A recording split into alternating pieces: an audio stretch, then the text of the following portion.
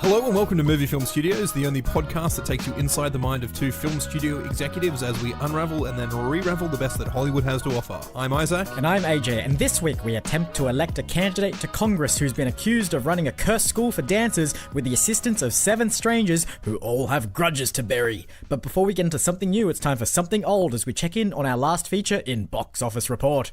So last week we released the 2D cel-animated post-apocalyptic car AI kids adventure film called Gone in 2060 Seconds. Yes. How did that go this week, AJ? Really, really, really badly. And I'm going to take full credit for how badly this went because it was all because of a mistake that I made. So last week, or last episode rather, I said that 2060 seconds converts to 33 hours or so, which in the context of an animated series makes complete sense because you can do 34 episodes of an hour long and sort of do a 24 style caper for a whole season. Great. Tons of money, heaps of recording to do, yada, yada, yada. Anyone that has I would say 6th grade level of mathematics would know that 2060 seconds is not 34 hours. It's about 34 minutes. So we went into production thinking that we're going to be doing 34 one-hour episodes, but when that mistake came to fruition, or when it sort of came out that I'd made that huge mistake, I had no idea what to do, so I decided we'd do 34 one-minute episodes. That is not the direction I would have gone, but all right, let's... Yeah, so, well, the thing is, we'd committed to 34 episodes, but we couldn't, extend it out anymore because the whole point of the whole film was called 2060 Seconds. And unlike Gone in 60 Seconds, I made a big deal about how our film title, or our, series title, was actually fully related to the content of the series itself.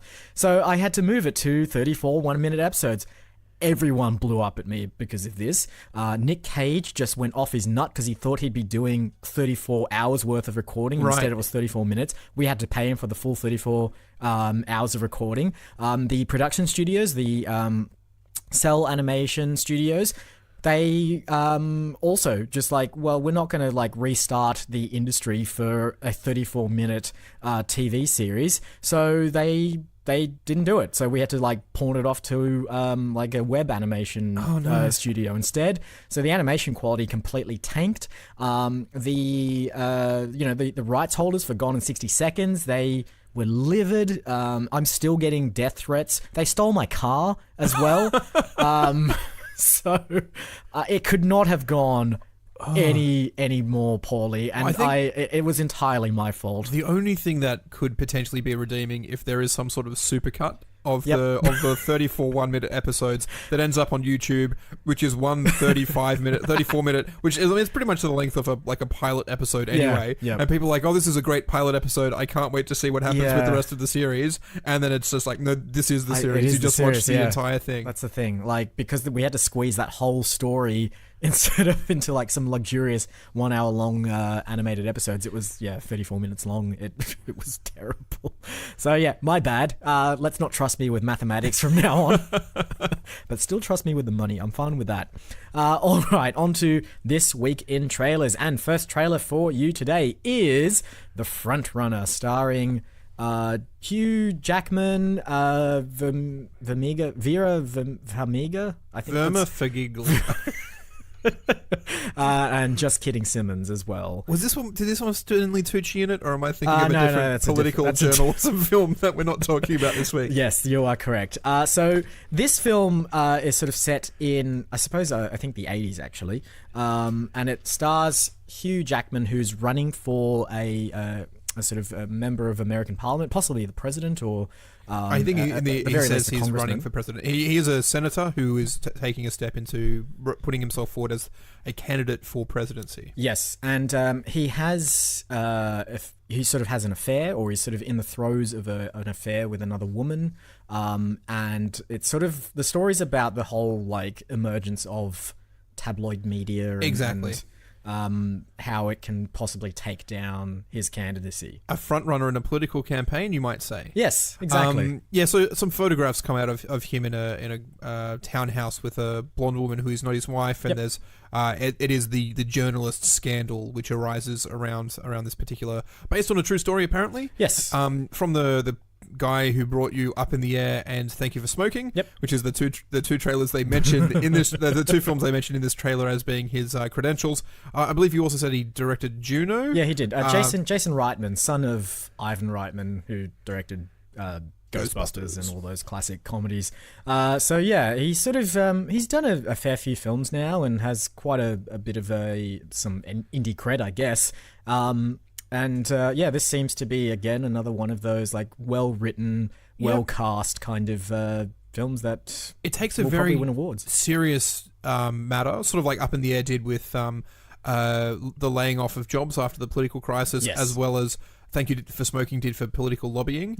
It does it in a very approachable way that kind of feels like at least they're having fun making the film, even though the subject matter may be very, very serious. Very watchable. And they put just good actors in the lead roles. And it will be very watchable. It will be nominated for awards. But I don't know. It seems like a bit too sort of politically sensitive to really grasp me as a big budget Hollywood film producer. I have a question for you though. And it's about Hugh Jackman's American accent. Yes. Is it good or is it not? I cannot tell. I don't like it. I think it's good. Like it's good some of the time. So when he's Wolverine, but it's the same accent. So it's not though, because when he's Wolverine, he puts a bit of gruff in the back of it. Yeah, but then when he's not Wolverine and it loses the gruff, you hear this weird edge to the last syllable of every sentence that he says.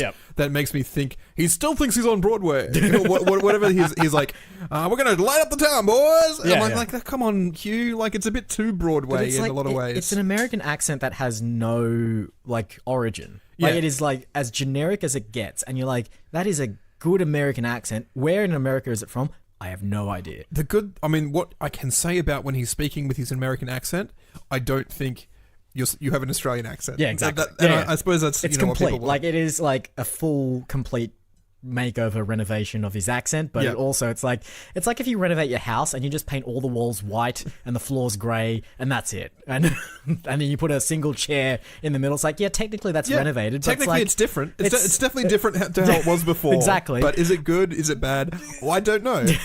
Exactly. All right, on to film number 2, which is Suspiria. This is a weird-looking one. It is, a remake of an old 1977 Italian film, I believe, an Italian horror film. Yeah, so, it's weird that you say horror, and we've looked up that it's horror. It starts out, more, the trailer it does at least, more as though it's a Black Swan style kind of thing, ballet school where people are sort of vying for the prestigious, best roles, pushing themselves further. It's a little bit of a psychological thing where...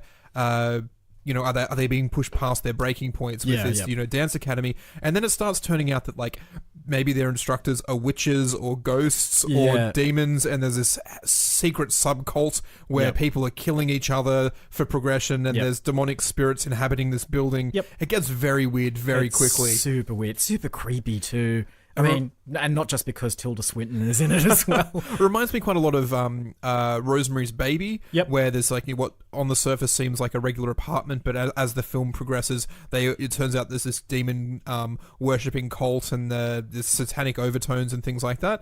And this also feels, I think a lot of I would have said it was set in Germany based on the words. I believe it is, so I was actually quite surprised to find it was originally an Italian film. But I think the Italian film was set in Germany as well. Go. So, it has the very weird European sort of subcultural overtones. I really like the look of this. It doesn't look like The Nun, which is one of the films that has come out recently, which looks genuinely scary. But genuinely scary in a way that Hollywood does horror. And not in a way where...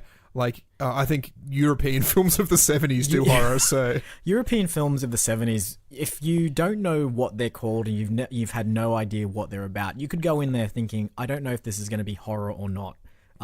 Because it's so bleak. Yes. It's so dreary that if, like, a demonic presence came out while these two people were having, like, an interchange with each other, you'd be like, okay, yep, sure. And I mean, not to rag on European films, but like, yeah, Suspiria is like that. It has a super muted tone.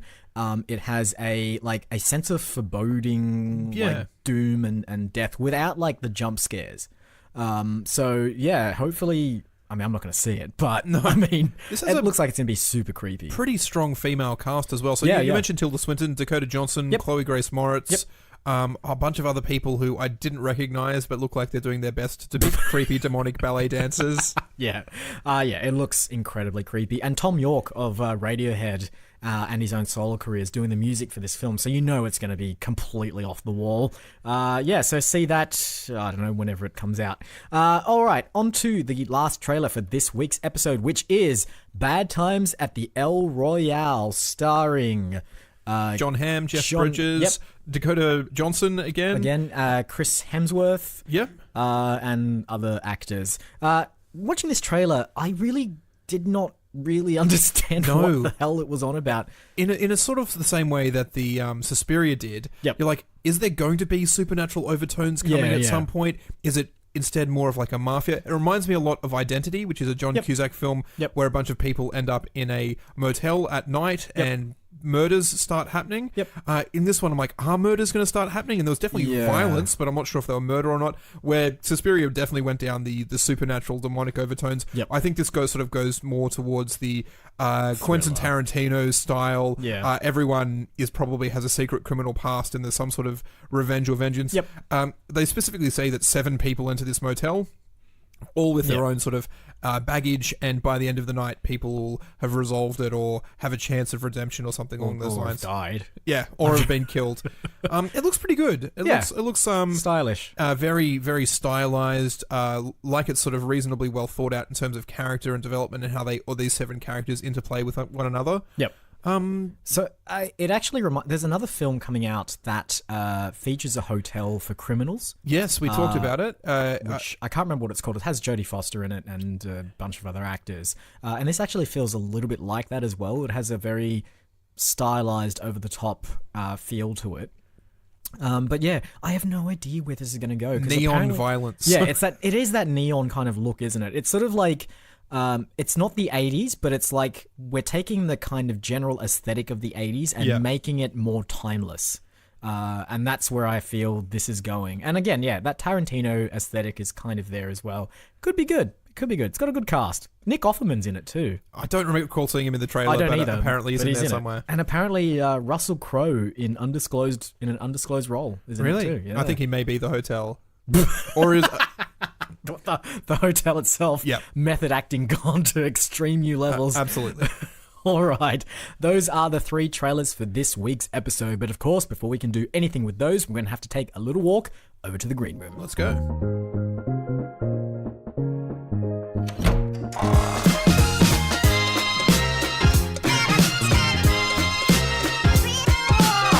All right, here we are. Now, let's have a quick recap of those 3 trailers. We have a political... You're far better at this than I am. We'll just say it's a period piece political journalist film. Sure, yep. We have a ballet... Oh, but we can't specifically say ballet. It's a pressure sports situation with demonic overtones. Yep. And then we have a locked room, isolated building with vengeance and violence and secret past. Okay, great. So it's my turn to choose this week, and I'm really feeling Suspiria. Suspiria. Particularly your description of pressure sports with demonic overtones. Exactly. And I feel like there's a real dearth of those kind of films at the box office now and even in the past.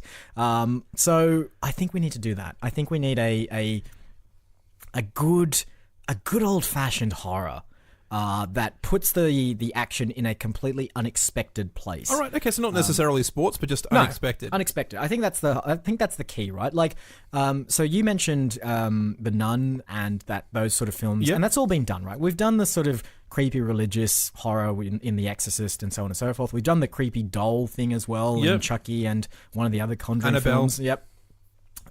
We've done the whole your family home horror thing Yep. in the Paranormal Activity, or what are the other ones called? Where it's like the found footage one inside someone's home. We've done the Cabin in the Woods. We've done the whole mass murdering, axe wielding psychopath. We need to take the action somewhere completely unexpected, somewhere where you just like.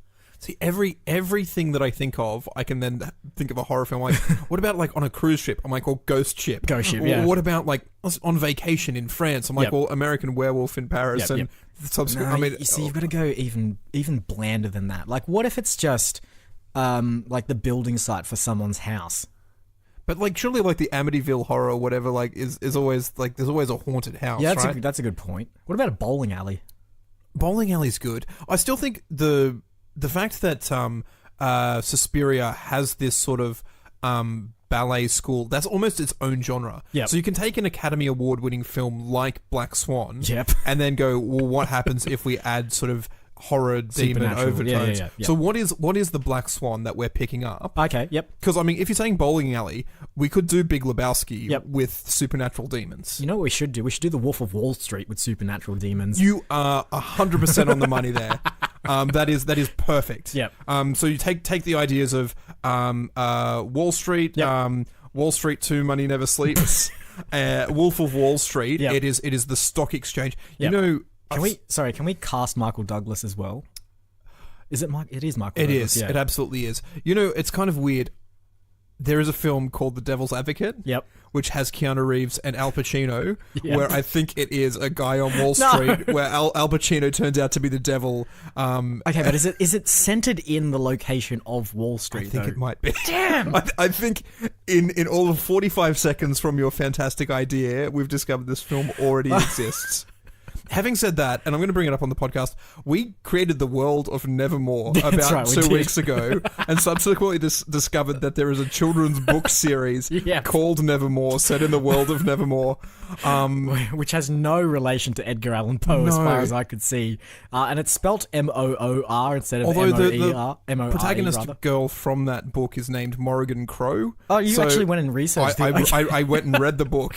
I'm just Really? like, how is this so similar to ours? It really isn't that Edgar Poe. Yep. All right. Well, But like, look, these ideas exist out there. So long as we come up with them independently, it doesn't matter. Exactly, which is exactly what's happened here, because I had no knowledge of that All film. right, okay. Why is Keanu Reeves doing a film with Al So Pacino? all we I have need no to idea. do is just edit out what I've said in the last 45 seconds.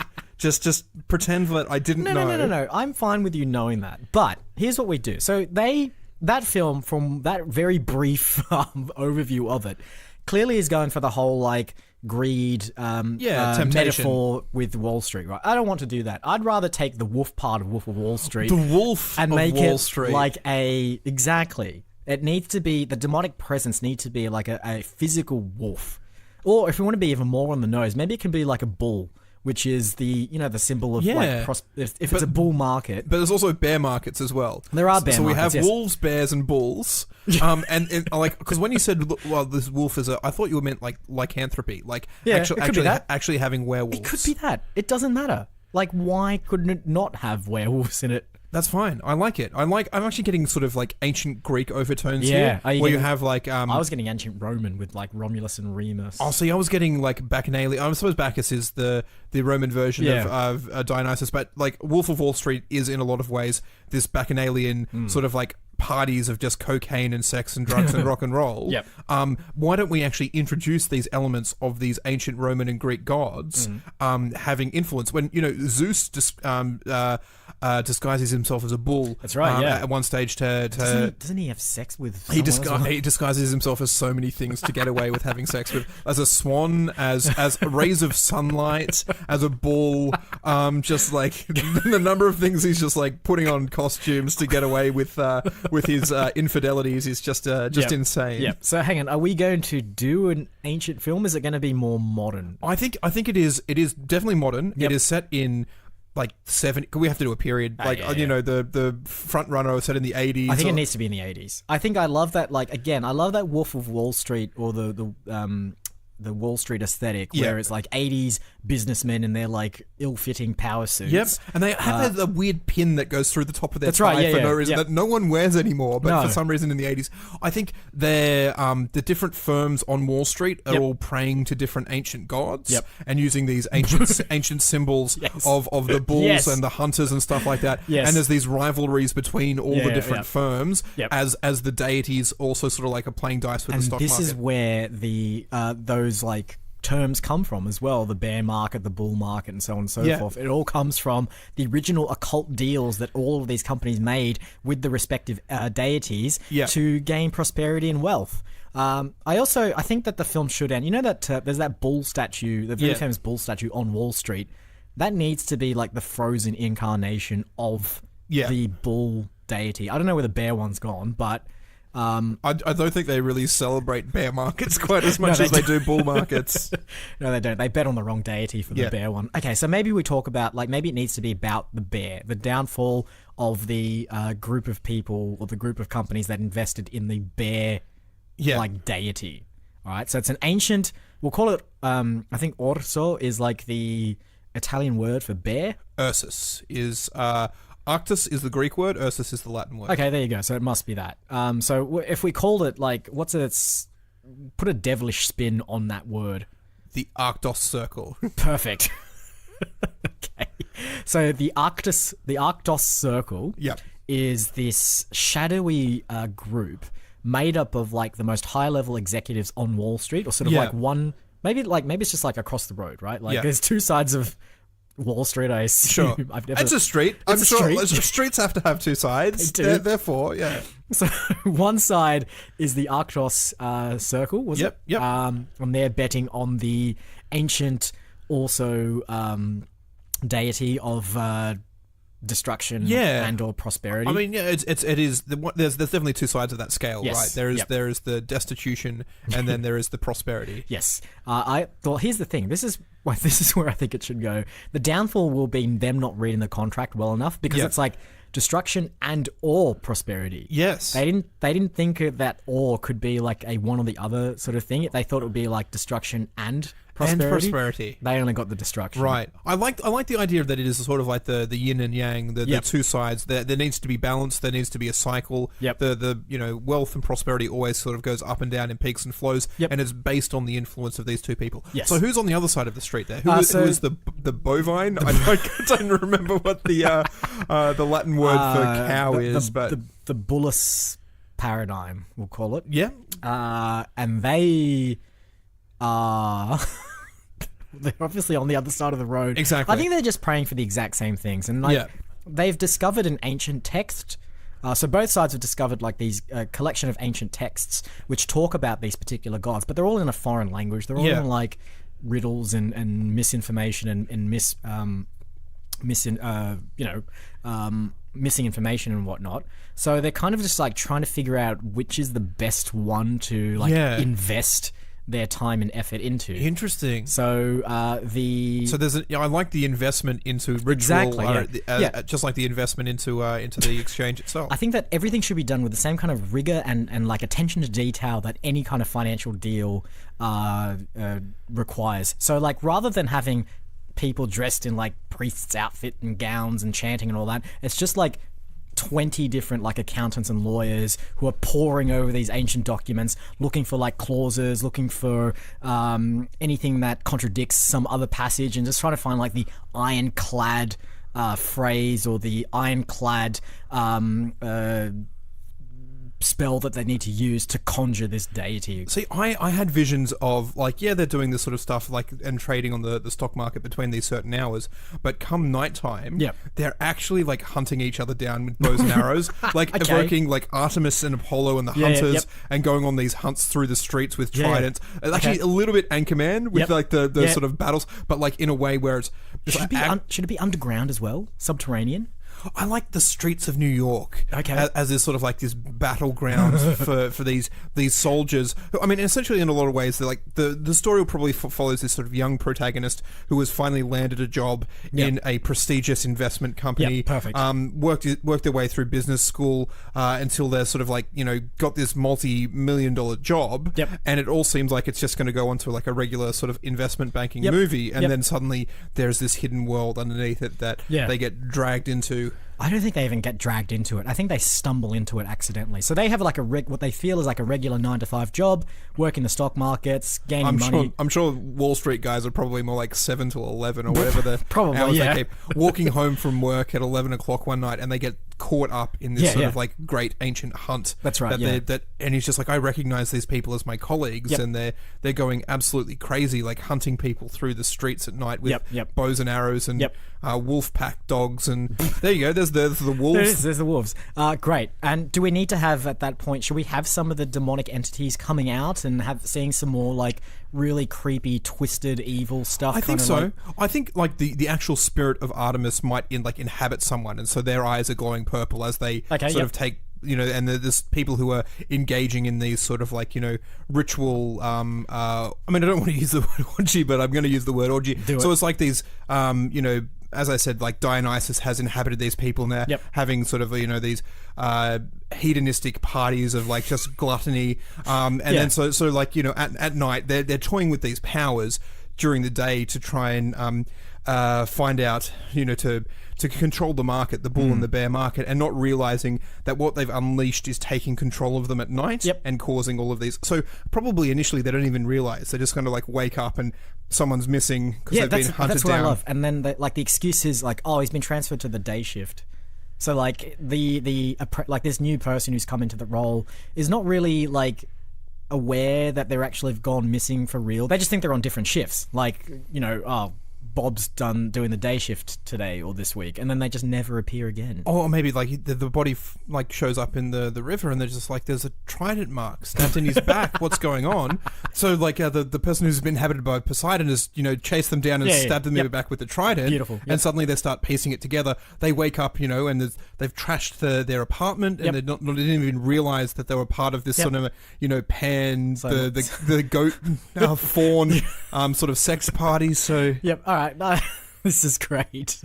All right. So what's going to be the conclusion for this? I feel like a lot of death needs to happen. I also, you know, I want to kill off our main character as well, because I feel like that's a trope that never really happens in horror films. So horror films usually go for, there's an ensemble cast, so there's not really a main character, therefore it's fine to kill off as many of them as you want, or there's a main character where you sort of like grow to be with them for the entire film and they never die as a result. Yep. Although having said that, I'm thinking of Psycho, where the main character actually does die halfway through the film.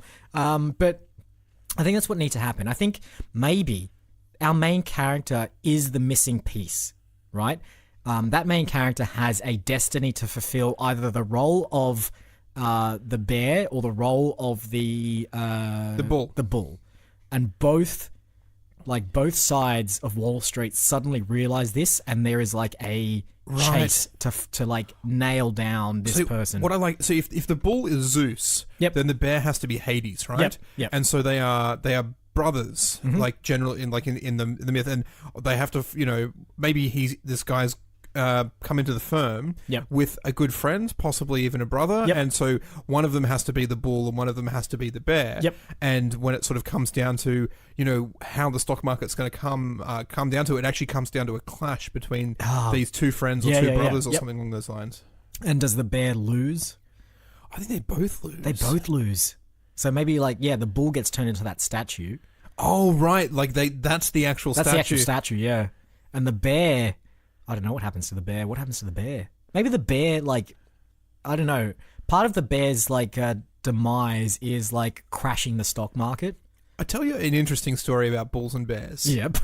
So, you know the age-old thing, who would win in a fight between a bear and a lion? Yep. They used to do this in the Old West. They did, yeah. And do you know what the answer to the question is? Who win between a bear and a lion? What? A bear, like 9 times out of Really? 10. Okay. The lion's skull's so weak that the bear would just sort of whack it. Yep. And to give it a bit more of a chance, a fight, they started putting bulls against bears because the bull has a skull which can take a big whack from a bear and still has the horns to fight back, so they tended to be a bit more evenly matched. Okay. Maybe we bring some of that in here. They are much more evenly matched in this fight. Yep. If it was bull versus lion, I'm sorry, I don't think they went to that iteration. They definitely did bear versus lion. So yeah, bear versus bull is like even fight, eternal struggle. Yep. One of them's got the big powerful claws to smash the skull, and the other one's got the heavy skull to take the blows. Yep. Who's going to win? It's a lock. It's the freeze frame at the end of Rocky where you know who's going to win, who's going to land that knockout punch. It could be either of the two of them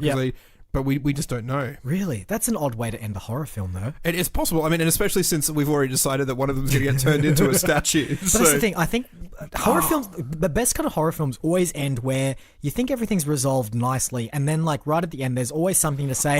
Everything is still screwed. The fears that you've had should still be there because they haven't actually been resolved. Sort of like the end of the remake of Dawn of the Dead. Yes. Where you think they've escaped the shopping centre, but in the credits, you see they pull up on an island, and all you hear is like this rustling in the bushes of the island. Exactly, yes. Zombieism has already made its way there. Exactly, and I think that's what our film needs to end on. That kind of like, oh yeah, everything looks resolved. The bull's now a statue. The bear's sort of vanished from Wall Street, and everything seems to have settled down into sort of like a general calmness. But then there needs to be that last little twist that suggests that evil still breeds and exists in Wall Street. Which, I mean, isn't hard to imagine, to be perfectly honest. But what is that? What is that, like, that final image that we leave the audience on? Maybe it needs to be. So what if... we said that, like, our main character has a brother that they brought in, or, like, there's a companion to them. They've both started work together. So maybe, like, they need to both wake up in their beds, respective beds, with, like, no memory of what's happened because... the whole occult side of things on Wall Street has apparently, finalized itself and finished. But then, like, right at the end, you just see this weird glint in one of their eyes.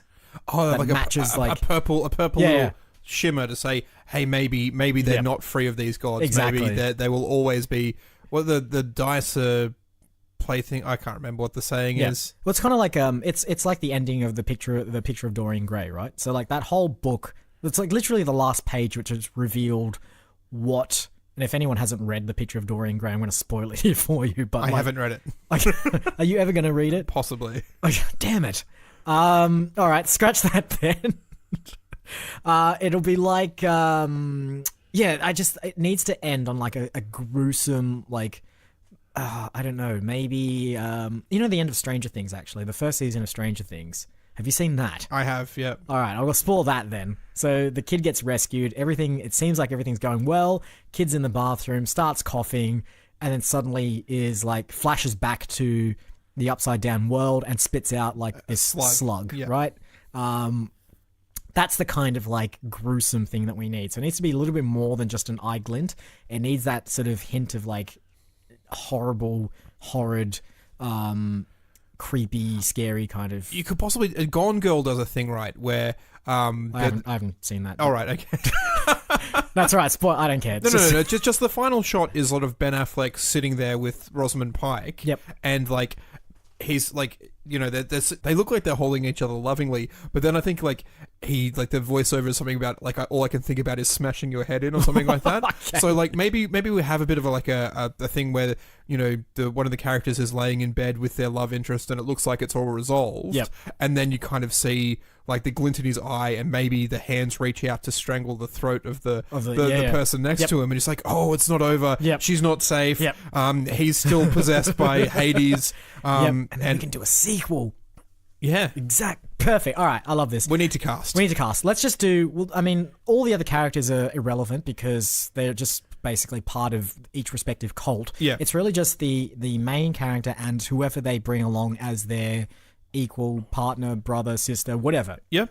So, I said that I wanted Michael Douglas in this to sort of bring it into that same Wall Street universe, I don't want to put it in the exact universe of Wolf of Wall Street. I just want to make that tenuous connection between the two. Michael Douglas is relatively old now. Relative to himself, he is quite an old person. Yes, he is.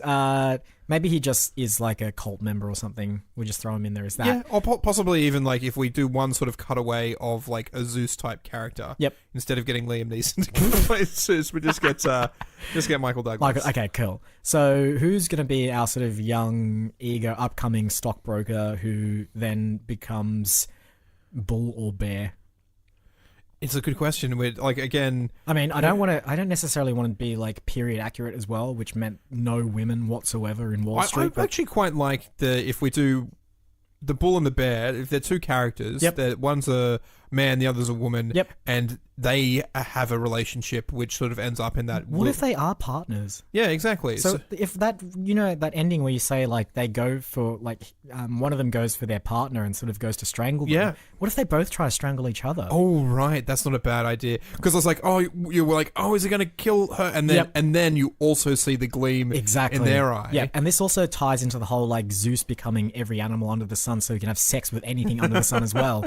I think they need to be like either a man and a woman couple, woman couple, man couple, whatever it happens to be. But they need to be together in a like relationship. Yeah. So I mean, we had Charlie Sheen was from the 80s Wall Street. We had Shia LaBeouf, who was from the DiCaprio as well. DiCaprio's. If they're the three films we're sort of drawing upon, even Keanu Reeves, if we're going to go with Devil's Advocate. Who were their partners in those films? That's an interesting one. Gosh, I don't remember. Daryl Hannah, was she the partner Daryl Hannah, in? Yeah, she might have been. I know Charlize Theron in The Devil's Advocate was there. Margot Robbie was the partner in. I like Margot Robbie. I think let's she's cast fantastic. her as one of the as one of them, and the other one. Oh, who's another one? Let's just take a leaf out of the trailers that we watched this week and just cast Dakota Johnson as the partner, because she's in like 2 of the 3 films that we saw this week. Why not put her in this one as well? Exactly. So it's Margot Robbie and Dakota Johnson. Yep. They are a couple. Who are also secretly the bear and the bull. Yep.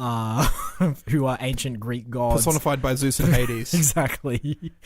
In a creepy horror, like super creepy, super like violent and visceral horror. And it's definitely like the one thing I have to stress is that it starts out like just like a normal Wall Street film. A normal like stockbroking kind of. And then it just progressively gets darker and weirder and more possessy and more gaudy and more murdery as it goes on. Exactly. All right, perfect. Now we only need to do one thing more, and that is come up with a name for this thing. Right. How about... It's annoying that the Wolf of Wall Street is taken, but... How about Pantheon? Pantheon.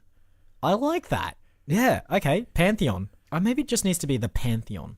The Pantheon? Yeah, because you know how a lot of films do the something as a kind of horror motif? The Conjuring, The Nun, the Saw films. Yeah, sure. The Pantheon. Yeah, the Pantheon. And then if you do it in that really creepy looking font and make the graphics dark... maybe it's like, I like the idea. What we'll do for the poster as well, it'll be like a picture of Wall Street, like all the buildings, but it'll be at nighttime. Yeah. And if you look really closely, nothing is right. Everything is full of like twisted, horrible, disgusting details. But if you look at it from a distance, it looks like normal Wall Street at night. You go in close and you just see the most like appalling and disgusting imagery you've ever seen. Yeah. But only if you go in there close. Real close and look into the windows at the top of the... Exactly, yeah. And we'll have like just to make it even more obvious that it's on Wall Street, we'll just have like, as part of that poster image, we'll have I'm assuming that there's like a street sign in the actual Wall Street that says Wall Street so that you know you're on it. Yeah, sure. So that'll be part of the picture, and that way everyone will know. So it's set on Wall Street. It's called the Pantheon, and it'll be a dark, creepy, twisted horror film set on Wall Street. I think that's a wrap. I think you're right. Housekeeping, as per usual, we are online at moviefilmstudios.net, where you can find all of our previous episodes, our bios, and of course, Mfuzzawudada, our database of films that we've created on this podcast. Search Facebook for Movie Film Studios and join the community where we post clues as to the trailers that we've watched in upcoming episodes. This one will be quite... How are you going to do Suspiria? That's going to be a translation. Yeah, surely. even what was the hotel one that has a whole bunch of words in it? Yep. Bad Times at the El Royale. Yeah. I think they may all translate. What was the other one? The Front Runner. You might be okay. Front Runner, I can do emojis. The other two are definitely going to be translate close. Exactly. We are on iTunes, we're on Spotify, we're on Podbean, and we're also on any other place that you get podcasts. Quick diversion. We have a couple of live shows coming up at the end of September in Marrickville, if you're around for Sydney Fringe Comedy. We are both performing in the Rat King Fairy Tale on the 22nd and 23rd of September at the Factory Theatre in Marrickville as part of the Sydney Fringe Festival. So come along and see us if you are sick of only hearing our voices and would rather hear them in the context of seeing them come out of a person's mouth. Then please come along and see our show. We'll be doing some pure improvised fairy tales, which will be quite fun. AJ is also has written and directed and very heavily involved in a part of the show called The Rise and Fall and Rise of Rex Owner. Yes. Which is on the 8th and 9th of September. Yes. Also at the Factory Theatre. This episode would come out on the 7th of September. So if you listen to it on the Friday that it comes out, then buy tickets for the Saturday. If you're listening on the Saturday, buy tickets for the Sunday. Yep. Or if you're listening to it 2 years from now, we're talking about 2018 and you've missed it by a long mark. So go check that out as well. Hey, it might be a long-running show. Who knows? We might be doing an extended Broadway run of The Rise and Fall and Rise of Rex Owner. And that show is about an 80s stuntman that the world forgot to remember. So if you like your films or if you like your actors to be covered in explosions most of the time and doing some real dodgy martial arts moves, then please come along and see this show. And I think that's it. All that remains is to thank you all again for listening this week. I've been Isaac. And I've been AJ. Roll credits. March winds and April showers.